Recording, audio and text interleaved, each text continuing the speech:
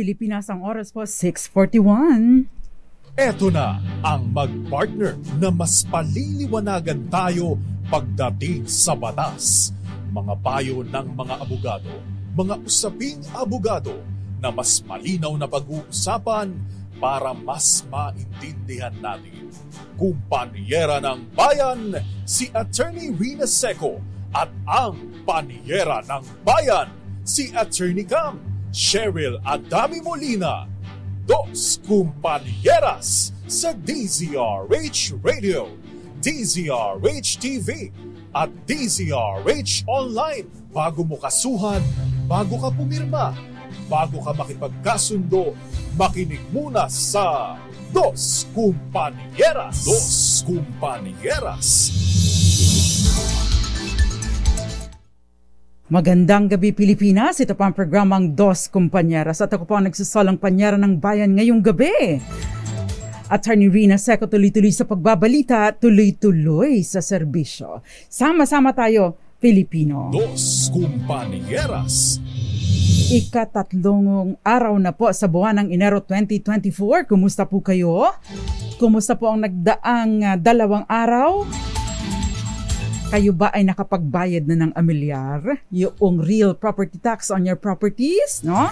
Huwag po ninyo masyadong problemahin ang real property, no? Huwag po kayong malungkot, mainis, magalit kung bakit meron kayong babayaran. Ang importante, meron kayong property. Kasi in the first place, hindi nyo naman po problemahin ang ganyang bagay kung wala kayong ari-arian. Dos Kumpanyeras. Mano ba naman yung 1 to 2%, no, ng inyong value ng property kumpara doon sa inyong pagkakaroon, no, ng properties na later on pwede ninyong pagkakitaan. Dos Kumpanyeras. Anyway, samahan niyo po ang Panyera ng Bayan hanggang 7:30 ng gabi para entertain ang inyong mga questions, talakay ng ilang mga importante konsepto patungkol sa real property tax amilyar mejores. Ayan. Kahapon ay tinalakay na po natin yung kahalagahan ng pagbabayad ng amilyar, no? At syempre, marami pong mga questions ang ating mga kababayan. At ngayon, ipagpapatuloy po natin, saglit lang ha, magbubukas lang ako ng aircon dahil naiinitan. Yan. Okay.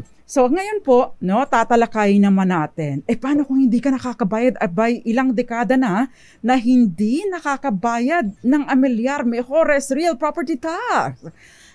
Dapat mo bang bayaran ng buo? Assuming na hindi pa, no?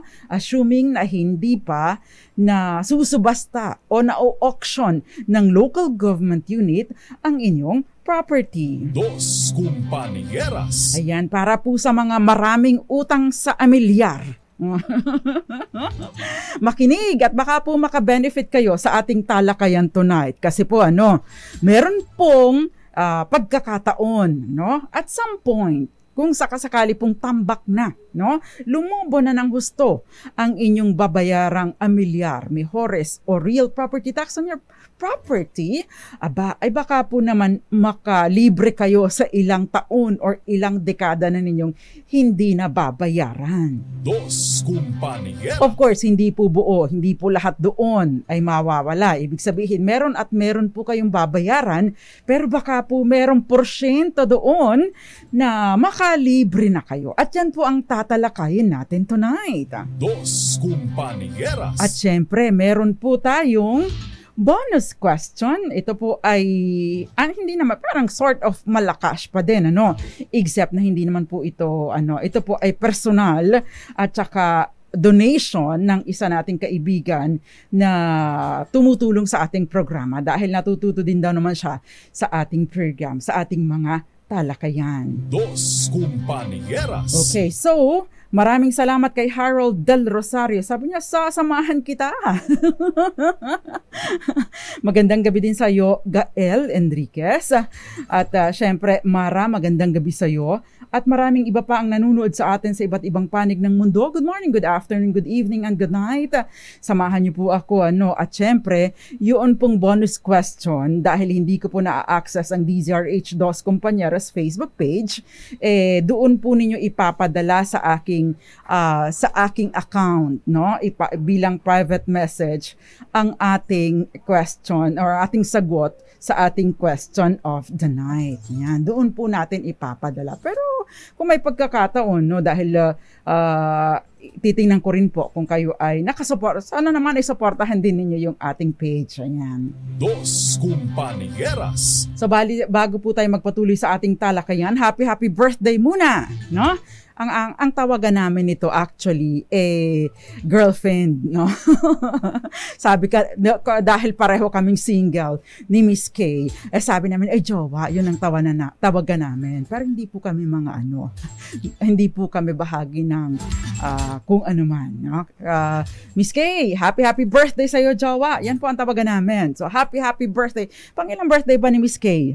Miss Karen Oyong, 16th, 18th, or 21st birthday. Happy birthday sa'yo, Miss Karen Oyong. And of course, sa lahat ng mga nagsa-celebrate ng kanilang kaarawan, happy birthday at magandang gabi po sa inyo. Kasama na din, Sandy Navarro, Happy New Year sa'yo. At yung mga nanunood sa atin sa iba't ibang panig ng mundo, Miss Jinky Parley Andrade, Fidel Aquino, Lalaine Paloma, Joy Boyax Orsal, gayon din si Rudy Palma, Fidel Aquino, Magdalena Martin, Lane Lewis, at si Eli Abanto, si Roxanne Costo, Josie Villamor, Kenneth Arevalo, Eva Duques, at syempre Odette Oxales at maraming iba pa. Butch Gargantilia, magandang gabi, and Mami Belen Rivera. Inaantay ko si Miss Irene Almodovar at saka si Ma'am Grace Recta. Pero congratulations sa nag-retire but never tired. Ate Ching Elag, nag-retire na siya bilang guro dyan sa Benavista, Marinduque. Dos Compañeras. At ang mga nanunood po sa atin, sa YouTube, magandang gabi po sa inyo. At yung may mga, ito rin pala, ikaw ba, Ma'am Nesefora Vito Anda ay nanunood, magre-retire na din. Bata ka pa, wag muna. Wag po muna magre-retire, sayang. Dos Compañeras. Teacher ko ba itong si Ma'am Flora Vito Anda? Magandang gabi po sa inyo at sa lahat ng mga guro na nanonood sa atin tonight. Ayan.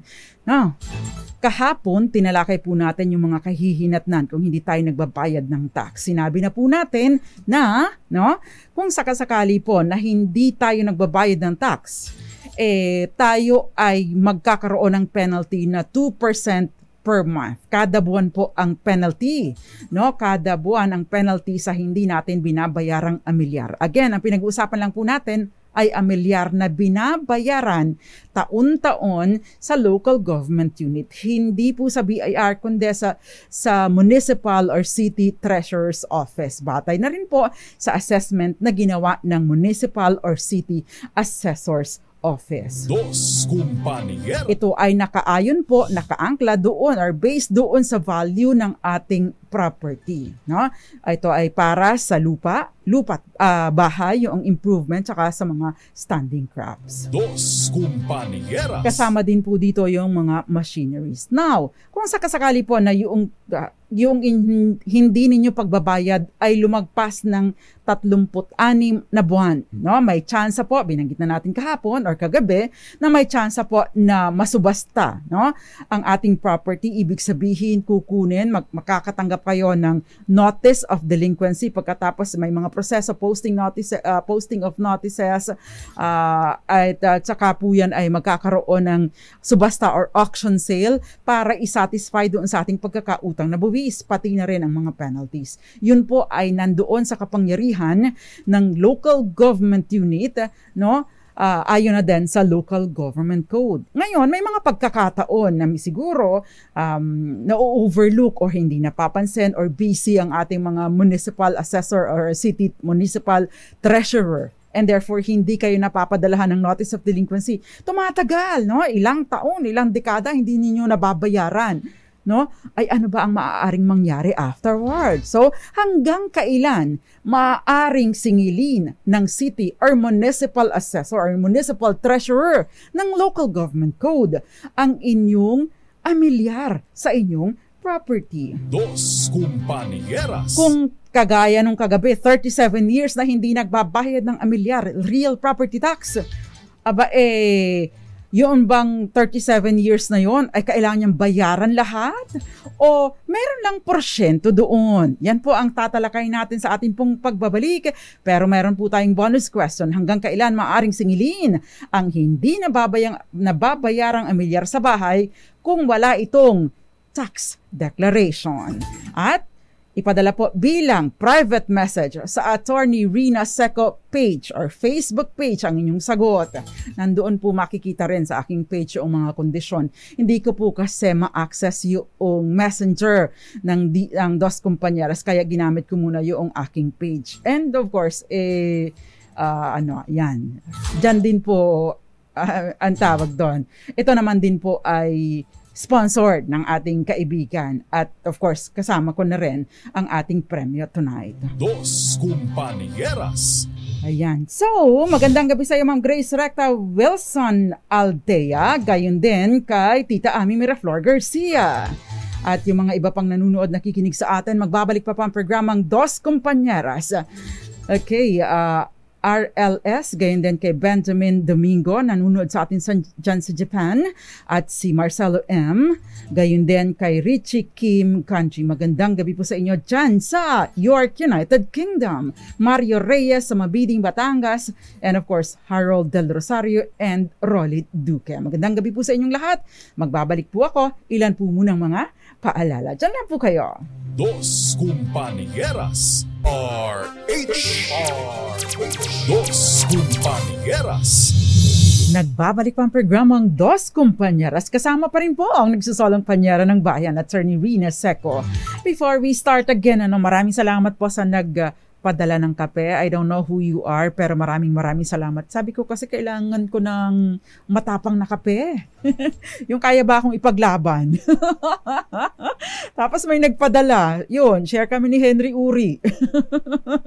Anyway, okay. So, tinatalakay po natin ngayon kung hanggang kailan pwedeng bayaran ang amilyar. Yun pong mga nagpapadala ng mga messages. Hindi pa naririnig. Ang question po natin doon sa bonus question, kung saan may pagkakataon kayong manalo ng 500 pesos, ay kung hanggang ilang taon maaring singilin ang hindi nababayarang amilyar sa bahay. Take note, yung improvements. Kung wala itong tax declaration.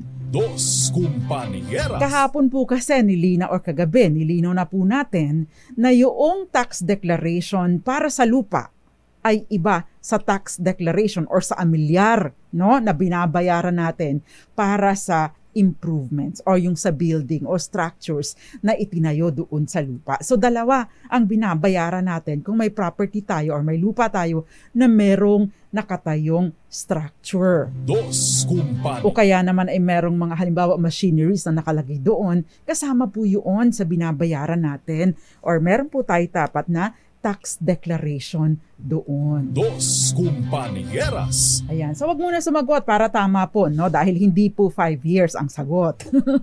Inuunahan ko na kayo, So, kagabi, sinabi natin na kailangan bayaran ang amilyar dahil una, nagpapatong-patong ang ating bayarin dahil sa 2% na interest per month. At pangalawa, kung halimbawang ito ay maisipan, mag-active ang ating assessor, ang treasurer sa pag-i-issue ng notice of delinquency, abay, kamukat-mukat mo kahit nandiyan ka nakatira, baka wala ka na palang property dahil naisubasta na, nabili ng iba, at worst, hindi mo pa na-exercise yung period of redemption. Dos Compañeras. Ano bang ibig sabihin nun? Kasi po kapag nasubasta ang property natin to satisfy yung mga unpaid taxes, no? Unpaid amilyar at saka yung interest and penalties, no? Ay kapag ka po kasi naibenta ito, naisubasta, binibigyan kayo ng batas sa ilalim po ng Local Government Code, no? Sa ilalim po ng Local Government Code, binibigyan po kayo ng 1 taon para i-redeem, tubusin o mabawi ang property sa pamamagitan ng pagbabayad, no?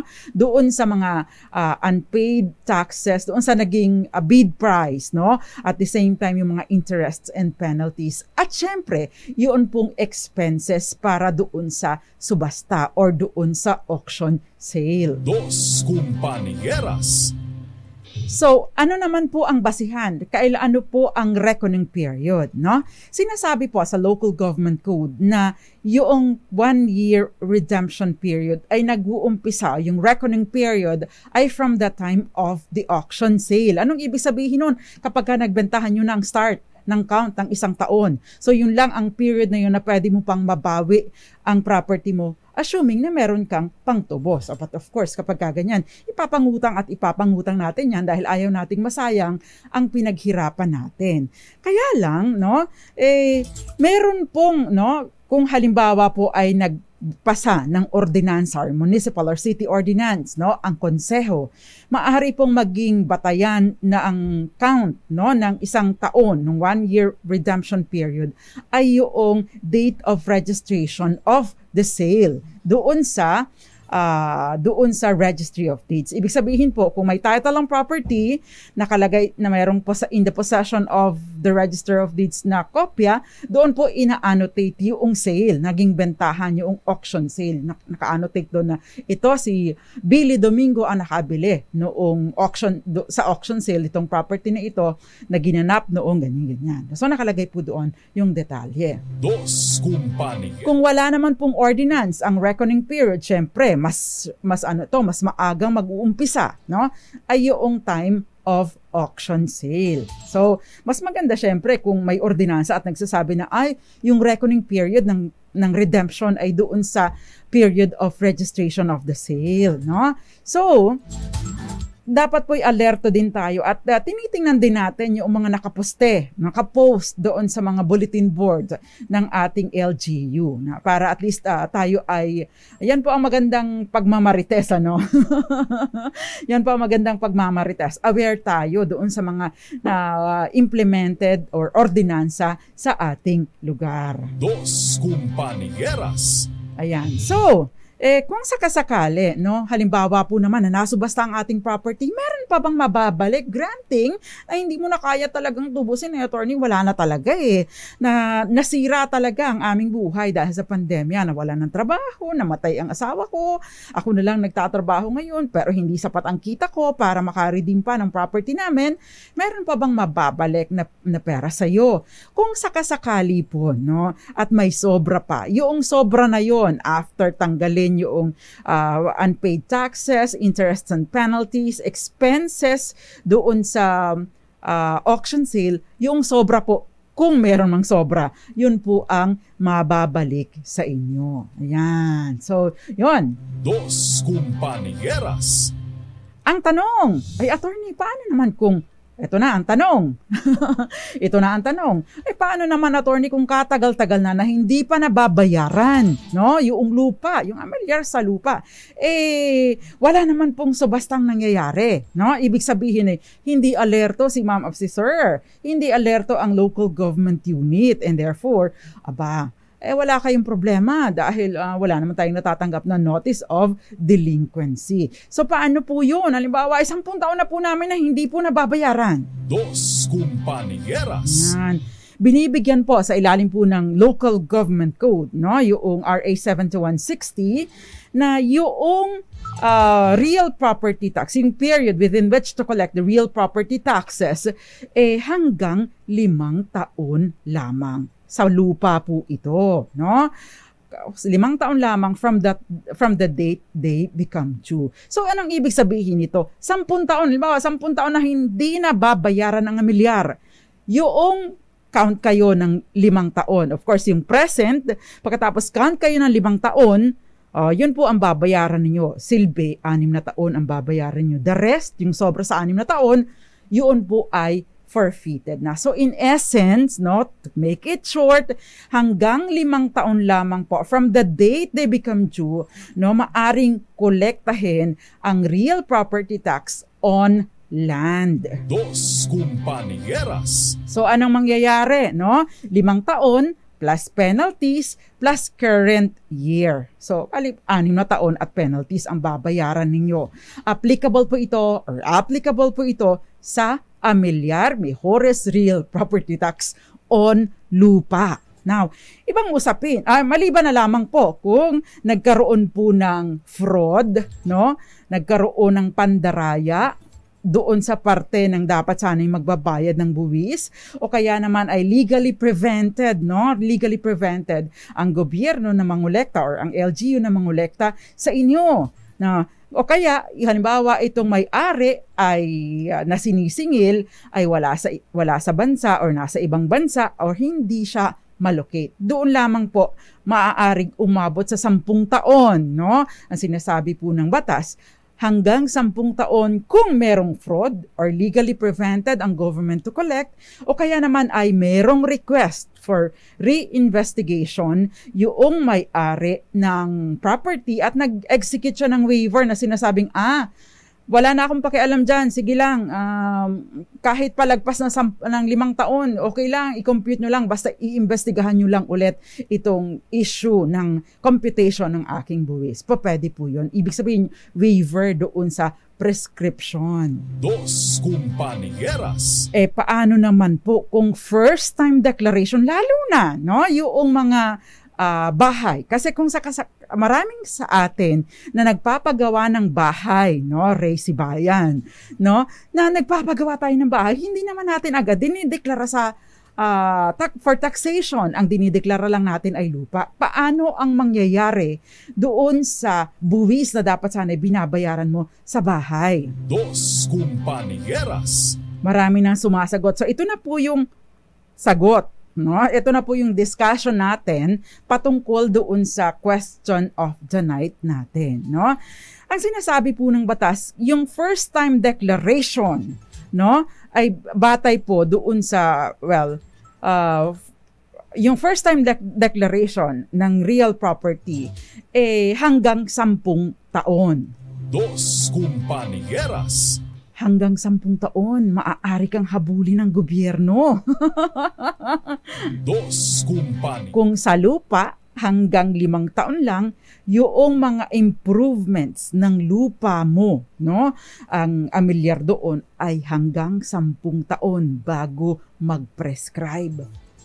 Matagal-tagal ano? Attorney, paano naman po yun? Hindi po ba ang lupa, kada taon, maaaring tumaas? Ang bahay, kada taon ay maaari pong mag-depreciate, or halimbawa, paano pong nasunog na? Halimbawa po ay paano po kung halimbawa ay may nasira na, nagkaroon na ng mga renovations, no? Lumagpas pa po na nga po ng 10 taon na luma na po yung bahay, hindi ho ba ito ay bumaba na din ang value? Ano po yung basihan nito? Dos Compañeras. Ang sinasabi po ay titingnan yung replacement o kaya ay reproduction cost, no? At the time of the appraisal. Ayan. Siguro yung na din, yung anong tawag doon, renovation, no? Tinitingnan na din yun. At tinitingnan din po yung mga construction cost, no? Ay, ang dami palang mga consideration. Hindi ko po ito alam, Engineer Milam Billing, paano po ba ito kinukompute? Hindi ko alam kung paano ito kinukompute. Pero ang sinasabi, hindi yung original na magkano ang pagpapagawa ninyo dahil tinitingnan yung depreciation or pagbaba ng halaga. Dahil nga po, habang tumatagal ang bahay naluluma, bumababa ang value. Dos Compañeras. So again, hanggang 10 taon po, no, maaring habulin, no, kung sakasakaling hindi ninyo agad idineklara for tax purposes ang improvement sa inyong property. Dos Compañeras. So kung halimbawa po, nakadalawang po, kagaya kahapon, 35 years na, or 37 years na hindi nababayaran, swerte kayo. Bakit? Kasi po, hindi pa nasusubasta. Pangalawa, yung 10 taon na lang ang pwedeng habulin sa inyo. The rest ay hindi na maaaring habulin ng local government unit mula sa inyo. Unfortunately, meron pong 2% per month na may 2% per month na interest na tumakbo na ng tumakbo at maaring nagpataas na ng husto sa inyong bayarin. Dos Compañeras. Ayan. So, I hope that is clear. 5 taon kapag lupa, pero maaring umabot ng 10 taon kung merong fraud o kaya nag-request kayo ng investigation at meron kayong waiver ng prescriptive period o kaya naman ay nasa ibang bansa kayo o hindi kayo malocate ng gobyerno at hindi ma-serve sa inyo yung notice of delinquency at pati na din yung notice na isusubasta na ang property ninyo. Kung halimbawa naman ay first-time declaration ng improvement sa property hanggang 10 taon. Yan. Kaya yung mga yung mga delinquent taxpayers, maaari po ninyong magamit or ma-avail ang benepisyo ng local government code. Dos Compañeras. Section 270 po ng Local Government Code or RA 7160 at saka pwede po din ninyong tingnan pagdating doon sa yung improvements sa Local Assessment Regulation number 1-92 series of 1992. Ito po ay ang nag-i-implement doon sa provision na ito specifically pertaining to doon sa mga improvements, building and improvements na first time pa lang idinideklara. Dos Compañeras. Ayan, sabi ni magandang gabi po sa inyo, Pancho sa bordo.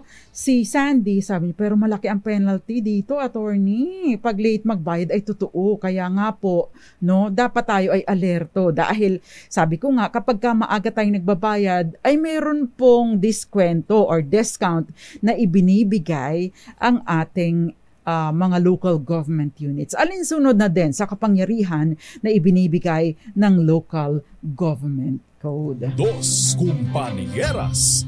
Si RLS, sabi niya, merong nag-i-issue ng amnesty. Bihira po ako makahanap ng local government unit na nagbibigay ng amnestiya sa ganito. I don't know. Kung kayo po ay nasa inyong lugar, meron pong amnesty program, ang inyong lugar, ang inyong local government unit, ay let me know po para ma-announce din natin at makatake advantage ang ating mga kababayan sa inyong lugar. Pero merong reaction dito, sabi niyang ganun, sabi ni Rosa, parang mali kayo, attorney. Sabi niyang ganun, hindi niyo ba nabalitaan yung tax amnesty hanggang 2025? Wala pong babayarang buwis hanggang 2025. Mali po kayo. Bakit? Kasi po, yung tax amnesty na pinag-uusapan natin ay sinasabi ninyo na hanggang 2025, yun po ay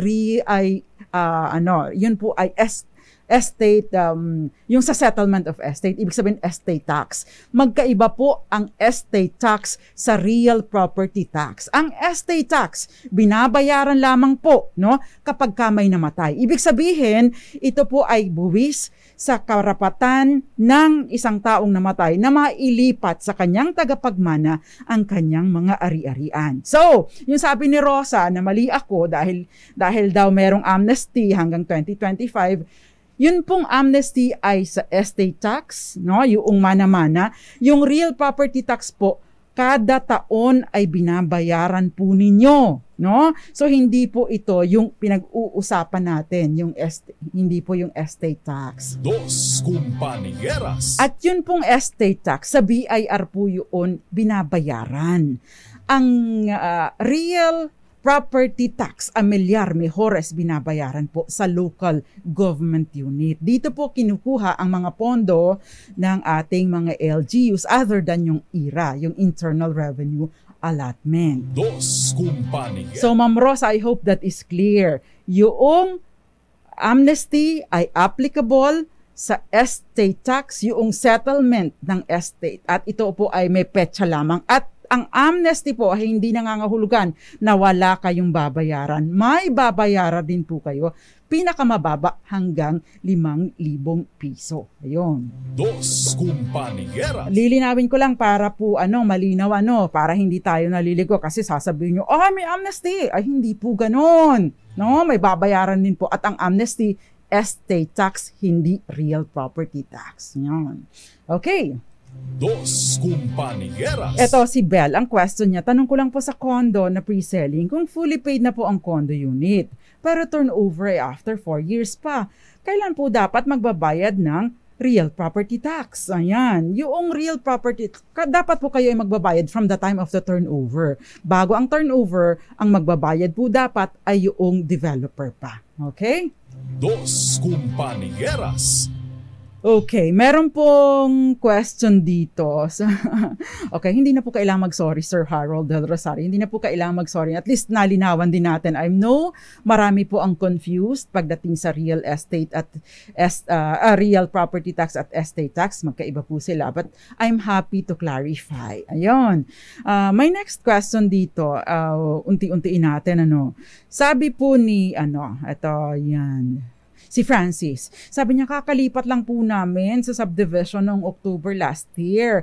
Nag-check po kami ng amilyar para ngayon na taon, 2024. Kaya lang po, kasama pa yung 2022 at 2023 na babayaran. Yung 2022 at 2023, covered pa dapat yun ng developer. Kanino po ba pwedeng ireklamo? Kasi pilit po nila kinakarga sa amin yung 2 years at may penalties pa. Inireklamo po namin sa kanila na bakit nakasama yung 2022 at 2023 ay hindi pa naman po kami nakakalipat. Dos Compañeras. Actually, hindi po ninyo pwedeng ireklamo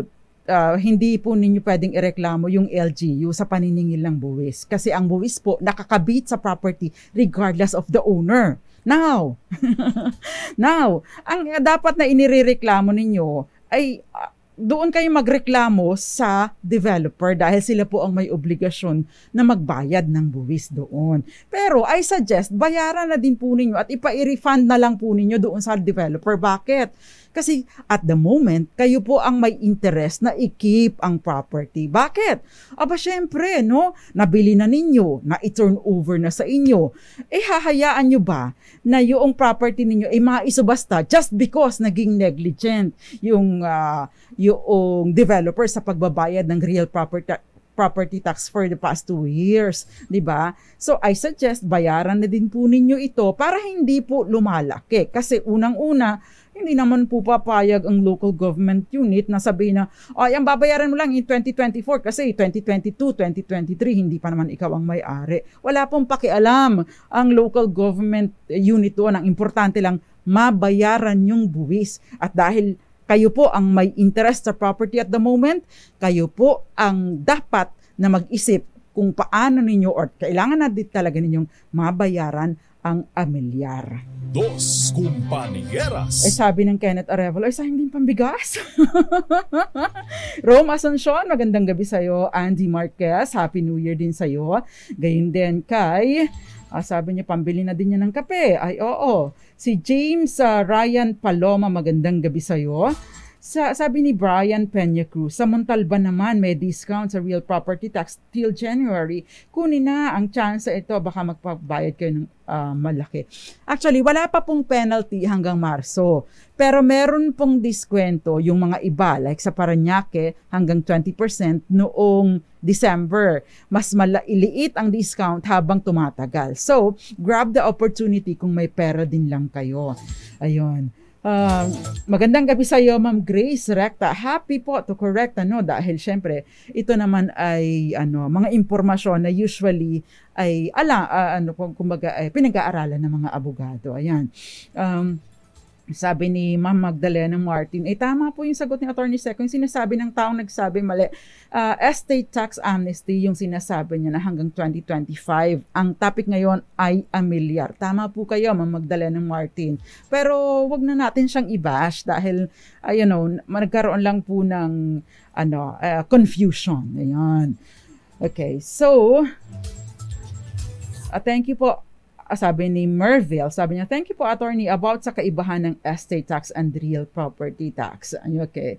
Si Kenneth Arevalo, mga kababayan ko sa Benavista, bumisita at magbayad na ng amilyar sa munisipyo. May counting discount pa din ngayon Enero hanggang, or sayang din ang matitipid. Ayun.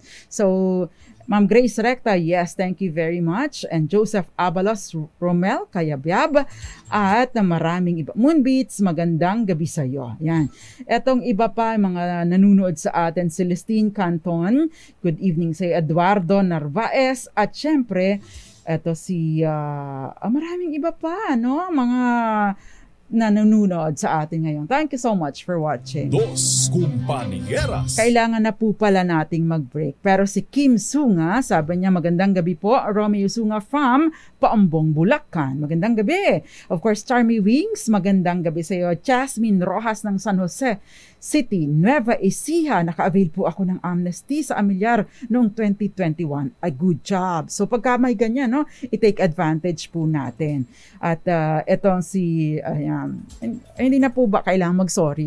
Happy to correct at to share the information. Actually, ang program po natin ito ay yun po ang intention natin. Nalinawin natin yung mga legal concepts, yung ating mga karapatan at ating mga obligasyon bilang citizen. Sabi nga nila po, no, ignorance of the law excuses no one from compliance therewith. Hindi porket hindi mo alam ang batas, ay wala ka ng pananagutan kung sakasakaling malabag mo ito.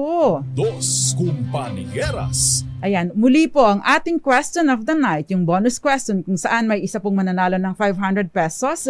Pahabol na papasko, hanggang ilang taon maaring singilin ang hindi nababayarang amilyar sa bahay kung wala itong tax declaration.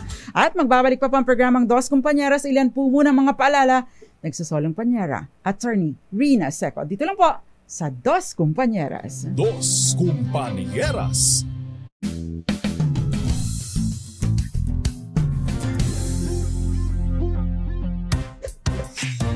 Ang galing-galing mo! RH. Dos Compañeras. Nagbabalik pa ang programang Dos Compañeras. Nagsasolo pa rin po, Attorney Rina Seco. Yung sinasabi ni Carolina Antivo Nartea na 36 years. Hindi po. Yung 36 years po, either nasubasta na yun or napabayaan lang. Pero ang babayaran nyo na lang po doon ay 10 taon kapag ka po bahay o improvement sa property. Yung pong assessment nun ay syempre, hindi ko po alam paano i-compute, pero yung syempre depreciated cost, pati yung replacement cost, yung mga construction materials, so kinukonsider po yun. So hindi po ako knowledgeable kung paano yung computation na yun, dahil syempre ang daming factors na kinukonsider. But 10 taon po ang pwede pang habulin ng ating gobyerno or ng local government unit. Dos Compañeras. Ayan. So may mga magagandang punto dito. Yung kay Charmy Wings na question, tungkol po doon sa puntod, meron daw bang estate tax or real property tax yun? Ito po yung good news. Yun pong sa sementeryo ay hindi po siya subject sa taxation. Anong ibig sabihin nito? Exempt from taxation yung puntod, yung sa sementeryo. So wala po kayong babayarang buwis doon, Ma'am Charmy Wings. Dos Compañeras. Ayan. So sure na kayo, wala po kayong poproblemahin kapag kaganyan. Okay, meron daw, sabi niya, umuwi daw si Harold Del Rosario noong 2023 para asikasuhin yung estate tax ng kanyang namatay na mother at mai-transfer ang title sa kanyang pangalan. Ay, good job, no? Maganda pong i-avail natin itong estate tax amnesty at kino-cover po nito yung debts hanggang 2021. So, ibig pong sabihin, yung mga namatay prior to, if I'm not mistaken, June 40 to 2021, I'm not so sure of the exact date, no? Ay kino-cover pa rin po nitoong estate tax amnesty para po sa ating mga namatayan, no? Dos Compañeras. Again, estate tax, yun pong tax or buwis na binabayaran sa karapatan ng namatay na mailipat sa kanyang mga tagapagmana. At dahil isang beses lang namamatay ang isang tao, ay isang beses lang binabayaran ang estate tax. Unlike amilyar na taon-taon na binabayaran kay buhay o patay ang may-ari, no? Hanggang nag-i-exist ang property, dapat mabayaran ang amilyar regardless kung sinong nagmamayari. Dahil kapag hindi ito nabayaran, ay pwede po itong maisubasta at mawala sa inyo. Ayan. Dos Compañeras.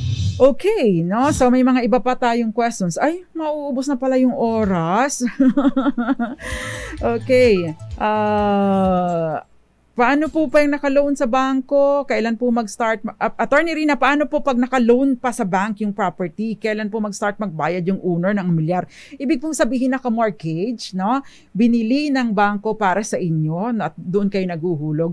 From the time po, usually ito ay sa developer, di ba? Bibili ng bangko. Kapag ka po na turnover na sa inyo, dapat po mabayaran. Kaya lang may mga pagkakataon na pagka bumili tayo ng property, unpaid yung merong mga unsettled or unpaid real property tax, kaya obligado pa rin tayong magbayad. Bakit? Ay kasi pag hindi po ninyo binayaran, hindi kayo mai-issuehan ng tax clearance certificate. Kapag wala kayong tax clearance, ibig pong sabihin, hindi ninyo maililipat sa inyong pangalan ang titulo ng property. Dahil kasama po yan sa mga requirements sa paglilipat ng title ng property. Dos Compañeras. After 5 years, may bayad na sa sementeryo.